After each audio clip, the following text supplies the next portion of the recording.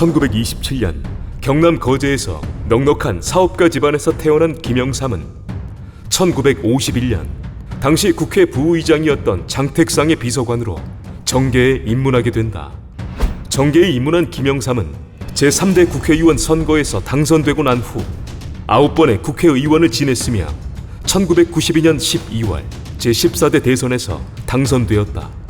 김영삼은 평가야 어찌 되었던 한국 정치사의 한 축이었던 상도동계를 이끌었고, 그가 발굴한 상도동계 인사들은 거물급 정치인으로 성장했다. 김영삼과 함께한 상도동 사람들은 어떤 인물들이었을까?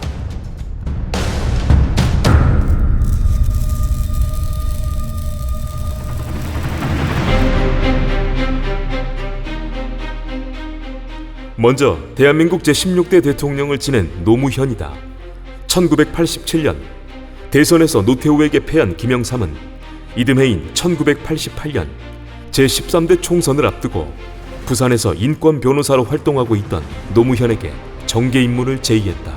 김영삼의 제의를 받아들인 노무현은 제13대 총선에서 오공화국의 실세 허삼수와 맞붙어 승리하며 정계에 입문하게 되었다. 하지만 김영삼과 노무현의 관계는 그리 오래가진 못했다. 1990년 김영삼은 호랑이를 잡으려면 호랑이 굴에 들어가야 한다며 당시 대통령이던 노태우, 공화당 총재이던 김종필과 3당 합당을 하며 민주자유당을 창당했다. 이에 노무현은 3당 합당은 야합에 불과하다며 민자당으로의 합류를 거부했고, 꼬마 민주당을 거쳐 김대중의 새정치국민회의에 입당했으며 이후 제15대 국회의원 선거에 당선되었고, 해양수산부 장관을 거쳐 2002년 12월 제16대 대통령에 당선된 바 있다. 그리고 김영삼의 제의로 정계에 입문하여 대통령의 자리에까지 오른 또 한 사람이 있는데, 그는 대한민국 제17대 대통령을 지낸 이명박이었다. 현대의 평사원으로 입사하여 회장까지 승진하며 샐러리맨 신화를 써낸 기업인 이명박은 김영삼의 제의로 1992년 제14대 총선 때 민자당 전국구 의원으로 국회에 등원했다. 이후 이명박은 15대 국회의원 선거에서 당선되었고, 서울시장을 거쳐 2007년 12월 제17대 대통령에 당선되었다.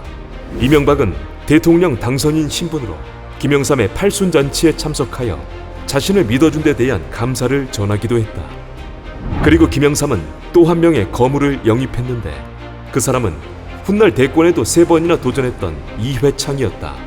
대법관 출신인 이회창은 문민정부 출범 후 감사원장으로 임명되었고, 이후에는 국무총리에 임명되어 정치 전면에 등장했지만 김영삼과의 갈등으로 국무총리직에서 스스로 내려왔다. 이후 이회창은 신한국당에 입당하여 2번의 국회의원 선거에 당선되었으며 자신이 정당을 창당해 한 차례 더 국회의원 선거에 당선되었다.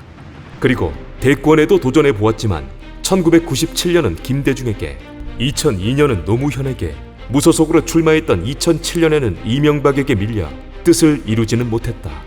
외에도 김영삼은 또 한 명의 대권에 도전했던 인물을 발굴했는데, 그는 서울대 법대를 졸업해 대전지방법원에서 판사를 거쳐 변호사로 활동하던 이인재였다. 1987년 김영삼의 제의로 정계에 입문한 이인재는 이듬해 제13대 국회의원에 당선되어 국회에 등원했고 14대 국회의원에도 당선되었다. 이후 이인재는 문민정부 출범과 함께 최연소 노동부 장관으로 임명되었고, 경기도지사를 거쳐 16대부터 19대까지 국회의원 선거에서 당선되었다. 총 6번의 국회의원에 당선된 이인재는 지역구는 같았지만 과정에서 소속 정당이 자주 바뀌기도 했었다.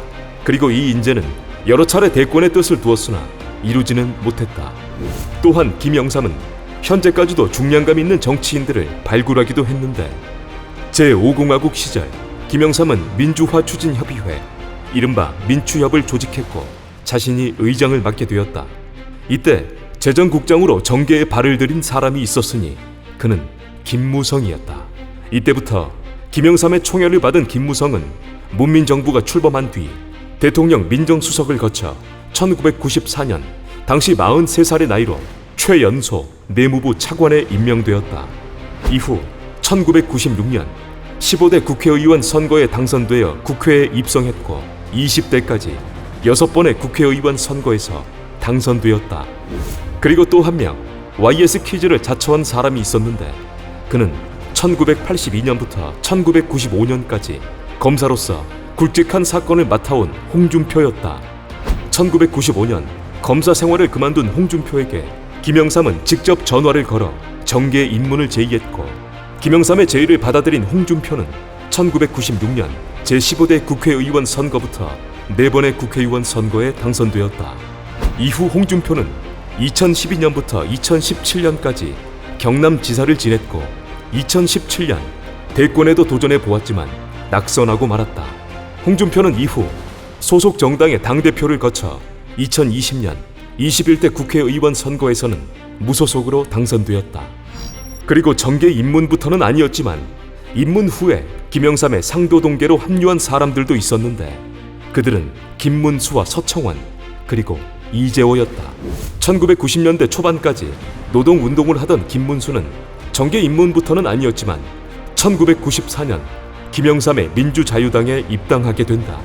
이후 15대 총선부터 3번의 국회의원 선거에 당선되었고 2006년부터 2014년까지는 경기도지사를 지내기도 했다.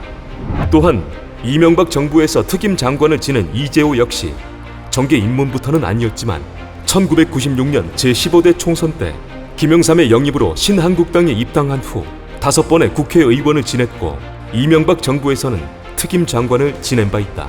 2017년 대선에서는 직접 대선에 출마도 해보았지만 득표율은 0.02%에 그치고 말았다. 그리고 최다선 국회의원 중 한 명인 서청원 역시 정계 입문부터는 아니었지만 김영삼의 측근들의 권유로 상도동계로 합류하게 되었다. 이외에도 문민정부 시절 보건복지부 장관을 지낸 손학규 역시 1993년 김영삼의 제의로 정계에 입문하여 4선 국회의원, 보건복지부 장관, 경기도지사를 지낸 바 있다. 그리고 1987년 대선 때 김영삼과 인연을 맺게 된 정병국 역시 김영삼을 통해 정계에 입문했고 5번의 선거에서 당선되었으며 이명박 정부에서는 문화체육관광부 장관을 지내기도 했다. 또한 부산의 신경외과 전문의였던 정의화 역시 김영삼 정권에서 발탁되어 1996년 15대 총선을 통해 정계에 입문했고 19대까지 5번의 선거에서 당선되었으며 19대 국회 후반기에는 국회의장 등을 지내기도 했다.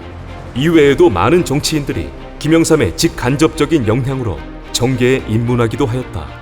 정치인 김영삼, 그에 대한 평가는 나눠지지만 그가 정치인으로 살아왔던 수십 년의 세월 동안 그는 한국 정치사를 논할 때 빼놓을 수 없는 인물들을 발굴해 내었다.